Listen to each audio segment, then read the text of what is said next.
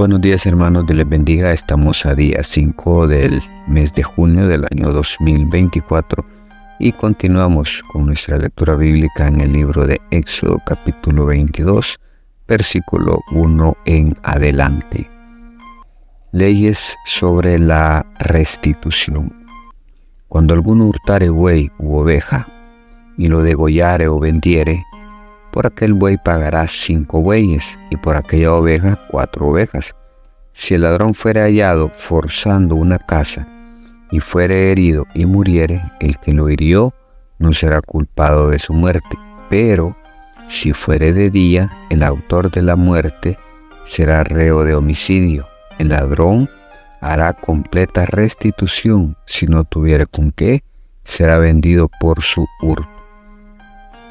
Si fuera hallado con el hurto en la mano, vivo, sea buey o asno u oveja, pagará el doble.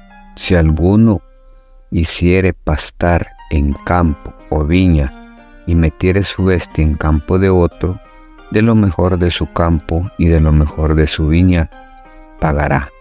Cuando se prendiere fuego y al quemar espinos quemare mieses amontonadas o en pie o campo, el que encendió el fuego pagará lo quemado.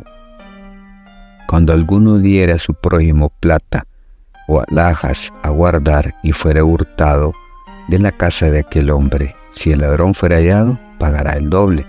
Si el ladrón no fuere hallado, entonces el dueño de la casa será presentado a los jueces para que se vea si ha metido mano en los bienes de su prójimo. En toda clase de fraude, sobre buey, sobre asno, sobre ovejas, sobre vestido, sobre toda cosa perdida, cuando alguno dijere, esto es mío, la causa de ambos vendrá delante de los jueces, y el que los jueces condenaren pagará el doble a su prójimo. Si alguno hubiere dado a su prójimo asno o buey u oveja o cualquier otro animal a guardar y éste muriere o fuere estropeado o fuere llevado sin verlo nadie, juramento de Jehová habrá entre ambos de que no metió su mano a los bienes de su prójimo, y su dueño lo aceptará y el otro no pagará. Mas si le hubiere sido hurtado, resarcirá a su dueño. Y si le hubiera sido arrebatado por fiera, le traerá testimonio y no pagará lo arrebatado. Pero si alguno hubiere tomado prestada bestia de su prójimo y fuere estropeada o muerta, estando ausente su dueño, deberá pagarla. Si el dueño estaba presente, no la pagará. Si era alquilada, recibirá el dueño el alquiler.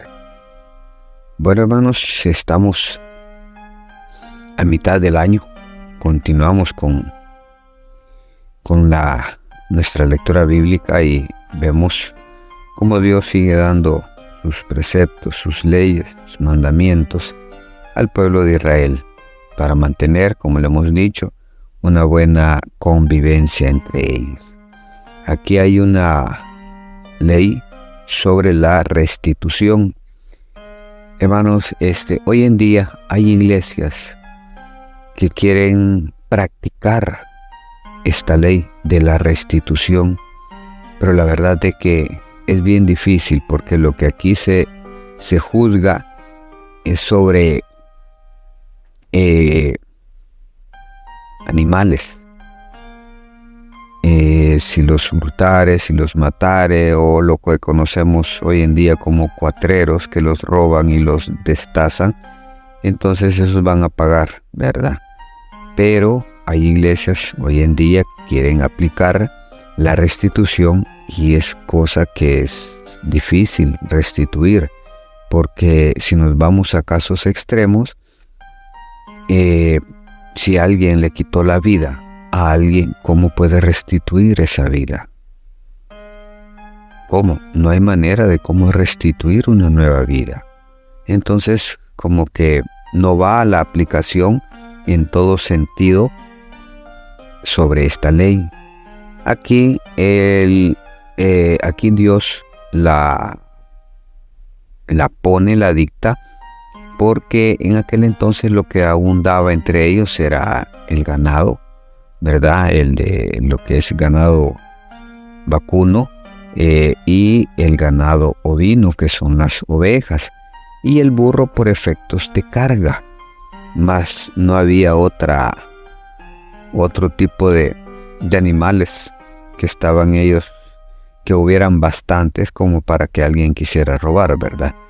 No que únicamente lo que son bueyes y ovejas. Por esa razón el Señor lo pone como bueyes y ovejas.